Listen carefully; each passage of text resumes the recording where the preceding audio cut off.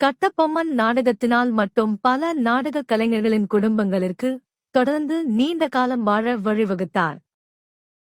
எம்ஜிஆர் ஆயுள் முழுவதுமாக, அதாவது திரையில் நடித்த காலகட்டத்தில் அவரால் பலனடைந்தவர்கள், பயன் பெற்றவர்களை விட அதிகளவு நன்மைகளையும் வருமானங்களையும் நடிகர் திலகம் 17 வருடத்தில் பெற்றுக் கொடுத்து விட்டார்.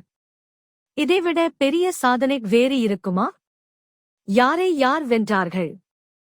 வாழ்நாள் முழுவதும் நடிகர் திலகம் செய்த சாதனைகளையும் வெற்றிகளையும் வசூல்களையும் செய்து முடிக்க வேண்டுமானால் எம்ஜிஆர் இன்னும் பல பிறவிகள் எடுத்து வந்துதான் நடிகர் திலகத்துடன் போட்டியிட வேண்டும். எத்தனை பிறவிகள் எடுத்து வந்தும் தோல்வியன்றி வெற்றி பெறுவது முடியாத காரியம். இது புரியாமல் எம்ஜிஆரே சிவாஜியால் வெற்றி பெற முடியவில்லை என வாயில் வந்தவற்றை உளறுபவர்களையும் வாயால் வசூல்வடை சுடுபவர்களையும்